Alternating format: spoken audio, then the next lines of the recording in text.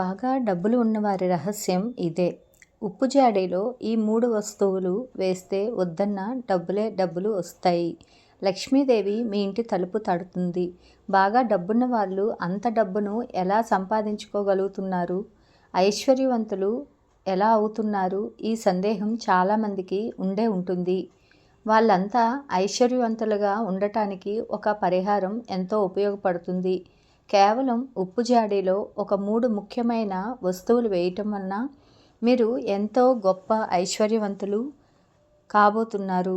మీరు వద్దన్నా సరే లక్ష్మీదేవి మీ తలుపు తట్టేంత మహిమ ఈ పరిహారానికి ఉంది. ఈ వస్తువుల్ని మన ఇంట్లో ఉండే ఉప్పు జాడీలో వేయటం వలన మీకు ఎంతో మేలు జరుగుతుంది. ఐశ్వర్యవంతులు అవుతారు. శ్రీ మహాలక్ష్మి కటాక్షం ఉంటుంది. ఈ పరిహారం గురించి వివరంగా ఈ వీడియోలో తెలుసుకుందాం. అంతకంటే ముందు ఈ వీడియోకి ఒక లైక్ కొట్టి మా ఛానల్ని సబ్స్క్రైబ్ చేసుకోండి. సాధారణంగా ప్రతి ఒక్కరి ఇంట్లో ఉండేది ఉప్పు. ఎవ్వరికీ ఇవ్వకూడదు అంటారు. ఉప్పు ఎప్పుడూ జాడీలో నిండుగా ఉండాలి అని అంటారు. జాడీలో ఉప్పును భద్రపరుచుకుంటే ఎంతో మంచిదని కూడా అంటారు. ఉప్పు అడుక్కు వెళ్లకుండా, అంటే అయిపోయే స్థితికి వచ్చే వరకు ఉంచకుండా ఎప్పుడూ తెచ్చి దాంట్లో నింపుతూ ఉండాలని అంటారు. ఉప్పు లక్ష్మికి సంకేతంగా కూడా చెప్తూ ఉంటారు. జాడీలో ఉప్పును భద్రపరుచుకొని వాడుకుంటే ఎంతో మంచిది.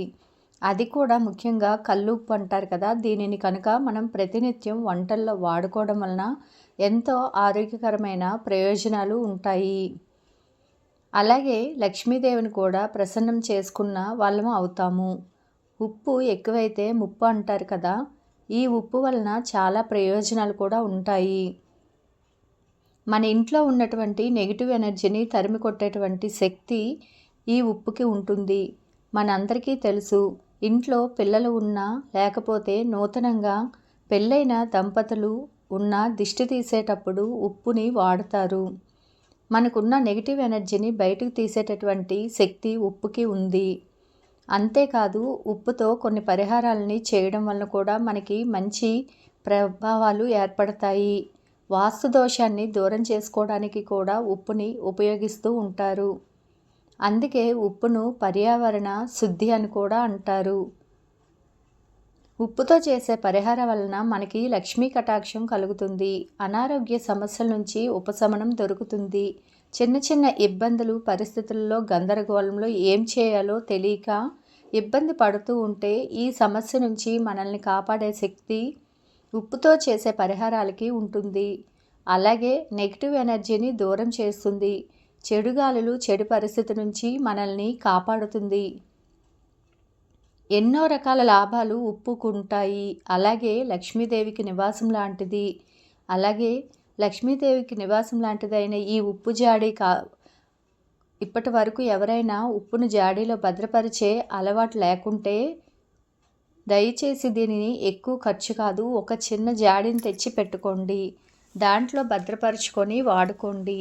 అలాగే ఎట్టి పరిస్థితుల్లోనూ ఆ జాడీ ఖాళీయే కాకుండా చూసుకోండి. ఉప్పు నిండుగా ఉండాలి, ఎవరికి ఇవ్వకూడదు. ఇది ముఖ్యమైనటువంటి అంశం. లక్ష్మీదేవి కొలువై ఉండేటటువంటి సాధనంగా చెప్తారు. ఎవరైనా అడిగితే ఇచ్చేస్తే మన లక్ష్మీదేవి వెళ్ళిపోయినట్టే. కాబట్టి ఉప్పు ఎవరు అడిగినా ఇవ్వకండి. ఇది అందరూ పాటించవలసిన అంశం. ఇక మనం చేయాల్సినటువంటి పరిహారం విషయానికి వస్తే, ఉప్పు జాడీలో ఒక ముఖ్యమైన వస్తువులు గురువారం కానీ శుక్రవారం నాడు కానీ ఉప్పు జాడీలో అడుగు భాగాన ఒక పసుపు రంగు క్లాత్ని వేయండి. చిన్న హ్యాండ్ కర్చీఫ్ ఉన్నా చాలు. ఆ చిన్న పసుపు రంగు క్లాత్ని ఉప్పు జాడీలో అడుగు భాగాన పెట్టండి. అయితే ఈ పసుపు రంగు క్లాత్ మీరు ఎలాంటిది వాడాలంటే కేవలం ఇంతవరకు ఉపయోగించినది మాత్రమే వాడాలి. లేదా పసుపు రంగు క్లాత్ ఏది దొరకట్లేదు అంటే తెల్ల రంగు క్లాత్ని తీసుకొని దాన్ని శుభ్రంగా కడిగేసి పసుపు రాసి ఆరిన తర్వాత దాన్ని పరిహారంలోకి వాడుకోవచ్చు. ఇలా పసుపు రంగులో ఉన్నటువంటి చిన్న క్లాత్ని ఉప్పు జాడి అడుగు భాగాన పెట్టి ఆ తర్వాత ఇందులో 9 ఒక్కలు వేయండి. ఈ 9 అనేది ఎందుకంటే నవదుర్గలకు ఈ 9 సంకేతంగా మనం ఈ 9 ఒక్కలను ఇందులో వేస్తాం. ఈ 9 ఒక్కలతో పాటు ఒక పసుపు కొమ్ముని మార్కెట్లో దొరుకుతుంది కదా, ఆ పసుపు కొమ్మును తెచ్చుకొని చక్కగా మీరు పూజ చేసుకునేటప్పుడు పూజలో ఈ పసుపు కొమ్మును ఉంచి ఆ పసుపు కొమ్మును దీంట్లో వేయండి. అలాగే 9 ఒక్కలు పసుపు కొమ్ముతో పాటు ఈ పసుపు రంగు క్లాత్లో వేయాల్సినటువంటి ఇంకొక అతి ముఖ్యమైనటువంటి వస్తువు ఏంటంటే వెండి లేదా బంగారు వస్తువు. అంటే కావాల్సింది లక్ష్మీ కటాక్షం. వెండి బంగారు వస్తువులు మా దగ్గర ఎక్కడ ఉన్నాయి అని భయపడకండి. చిన్న ముక్కు పుడక సైజులోనైనా సరే పర్వాలేదు. చిన్నది వెండి లేదా బంగారం, ఈ రెండిట్లో ఏదైనా పర్వాలేదు. ఈ పరిహారం కోసం కొంతమందికి చిన్న చిన్న ముక్కు పుడకలు లేదంటే వెండి దిద్దులు లాంటివి ఉంటాయి. చిన్న చిన్న ముక్కలుగా కూడా లేకుండా ఎవరు ఉండరు. మీ ఇంట్లో ఉన్నటువంటి పాత బంగారం అయినా లేదా వెండి నాణేలు ఉంటాయి. ఆ వెండి నాణేలు కూడా లక్ష్మి రూపులు కూడా ఉంటాయి కదా, ఇలాంటి వాటిని కూడా మీరు ఈ పరిహారంలో వాడుకోవచ్చు. ఇలా వెండి లేదా బంగారు వస్తువును కానీ నాణ్యాన్ని కానీ 9 ఒక్కలు, ఒక పసుపు కొమ్ము వీటన్నిటినీ కలిపి ఆ పసుపు రంగు క్లాత్లో ఉప్పు జాడి అడుగున వేయండి. ఆ తర్వాత మీరు భద్రపరచాలనుకున్న ఉప్పును ఇందులో వేసి ఉంచండి. మీరు పైన కొంచెం కొంచెంగా ఉప్పును నిత్యం ఇంట్లో వాడుకుంటూ ఉండండి. ఇలా చేయడం వలన లక్ష్మి మీకు తప్పక కలుగుతుంది. అంతేకాదు కేవలం 21 రోజుల్లోనే సరే మార్పును గమనించగలుగుతారు. మీ ఆర్థిక స్థితుల్లో మార్పులు వస్తాయి. చాలామంది ఒక ఉద్యోగం చేస్తూ ఉంటారు లేదా ఏదైనా వ్యాపారం చేస్తూ ఉంటారు.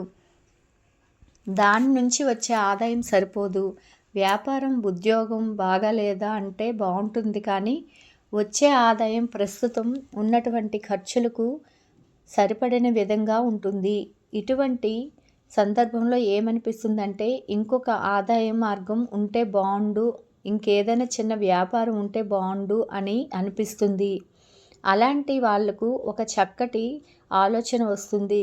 కొత్త వ్యాపార ఆలోచన రావడం, దాన్ని మీరు ఆచరణలో పెట్టడం, దాని నుండి లాభాలు రావడం, ఆదాయాన్ని సంపాదించడం కూడా జరుగుతుంది. కేవలం 21 రోజుల పాటు ఇలా ఉప్పు జాడీలో ఈ పరిహారం చేయడం వలన ఈ ఉప్పు జాడీని మాత్రం ఎప్పుడూ ఖాళీగా అవ్వనివ్వకండి.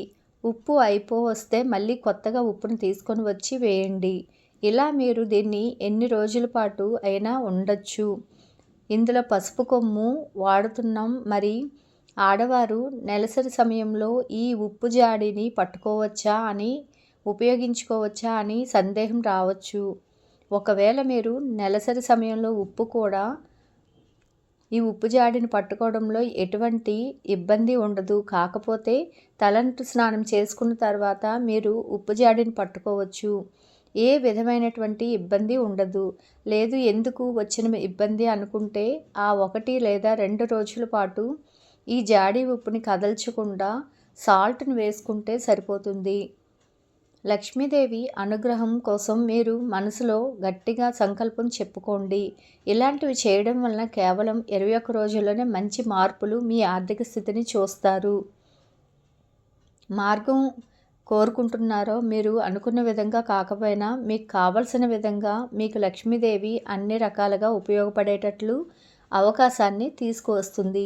ఈ పరిహారాన్ని తప్పగా పాటించండి.